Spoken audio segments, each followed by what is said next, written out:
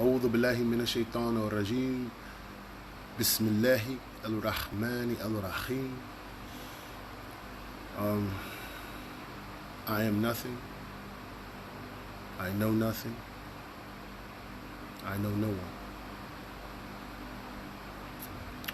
one. It was a conversation that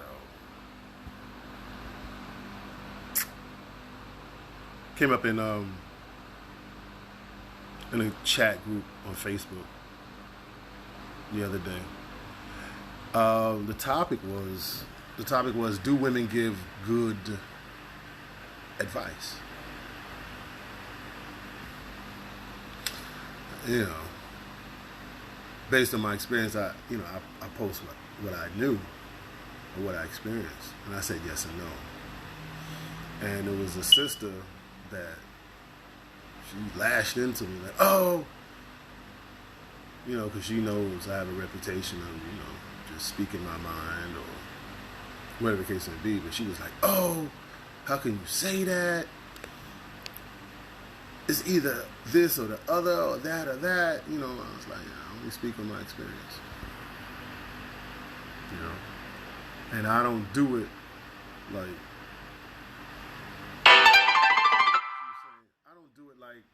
from a perspective of, ex-girlfriends or I do it based on like family members actually. Family members, I do it on family members. And the conversation got heated and she called me. Because through text and through typing, a lot of stuff gets blown away. But I explained to her, I said, based on my experience, I say what I say. And, I said, take it to parents. I said, most parents get bad advice. Most parents. And I said, take it three ways. Your parents are either afraid for you, and they give you advice based on that, or they're jealous of you, and they give you advice from that perspective, or they want better for you.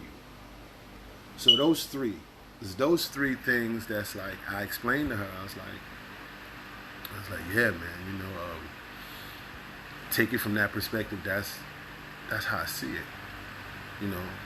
If your mom,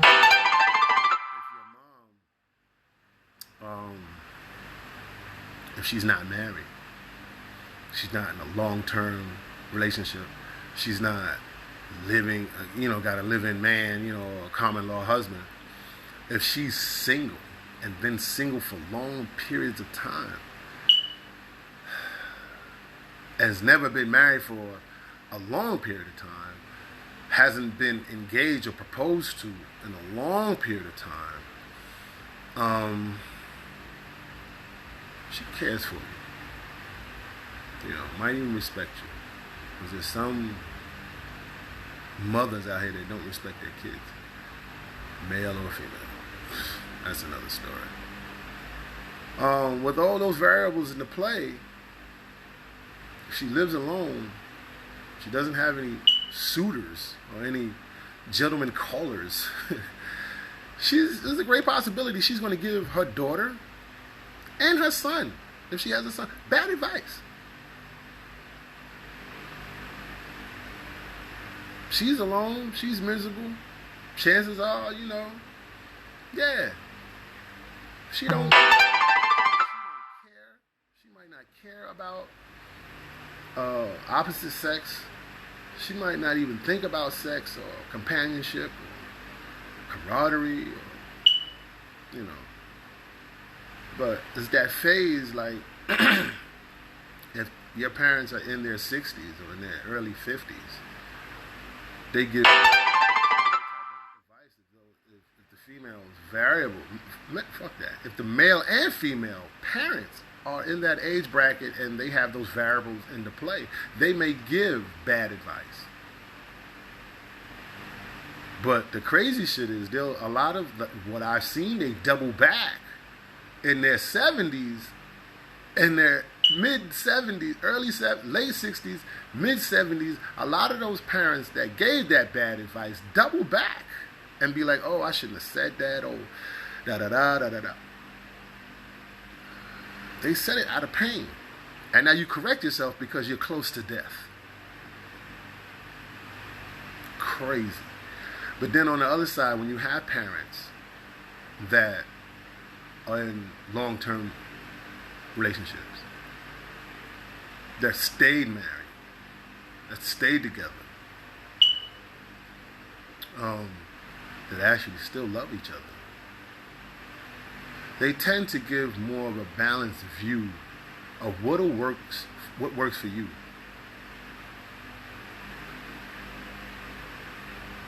If you take it from a parent's perspective, because that's your blood. Even if you go through your sister, but the same variable has to be into play. She has to be in a current relationship, a woman, to give decent advice, not based on how you feel, because nobody asked you how the fuck you feel. They want to know what you know about so and so and so and so about this situation. What would you do? Not how you feel. Because how you feel that's personal.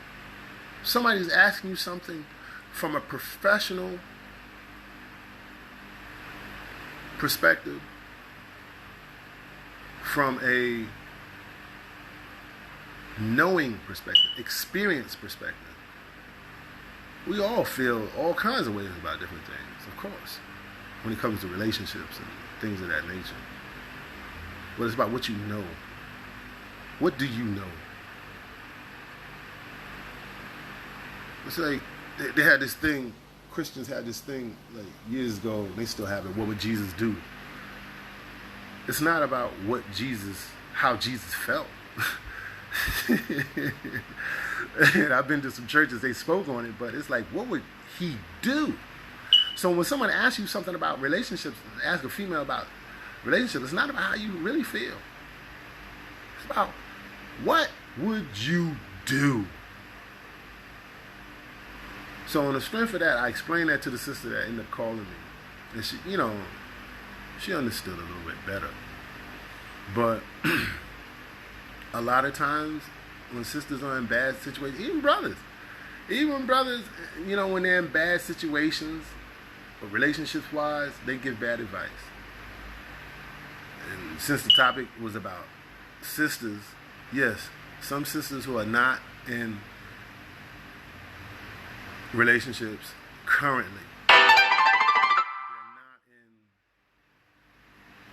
in a good headspace in the relationship. A lot of times they're not going to give good relationship advice, period. Based on my experience, based on what I've seen, based on what I've heard, and based on what I know with women in my family, and even women in my family, if you're not currently in a long-term relationship, or have been married, or ever been engaged, or whatever the case may be, I'm not asking you for relationship advice. And I basically ask women in my family because that's my blood, and the truth lies in the blood. You dig what I'm saying? So it makes sense for me to ask about relationship situations from a woman's perspective. I'm not going to ask a strange woman per se. That's how I was. Before I got married, I explained to the sister, before I got married, I asked women who were currently married. I didn't know nothing. I didn't know nothing about marriage. I was 19, 18 years old. I didn't know nothing about marriage.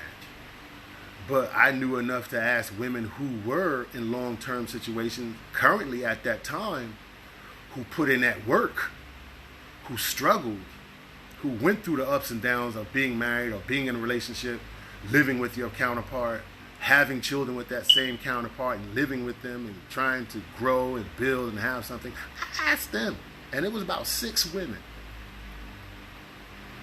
And I asked them, You know, my mother used to say why I never asked her about, relationship advice and stuff like that, because I said, Mama, you've never been in a successful relationship, much less a long-term relationship, and a monogamous relationship. So it never made sense to ever ask you anything, because I saw from a child all that I needed to know from you. So it made no sense to ask you anything. It's like asking a poor person what it's like to be rich. That person was never rich. I don't give a damn if he was rich in spirit and rich in joy, and that's cool, but you ain't never had physical wealth, monetary wealth. You never had that, so I can't ask you about that. So that was the thing, man.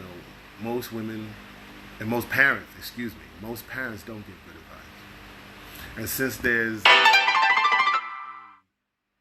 shortage of men asking certain types of women there's a lot of women who are single and asking for advice, they do advice based off emotion. So, on some hands, again, I stand on what I say. Yes and no.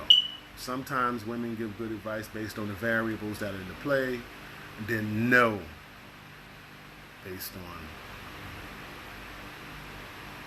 variables that the woman is in. Yes and no. She said, she started off, the sister on the phone started off, you hate women and all that, I said, I don't hate women.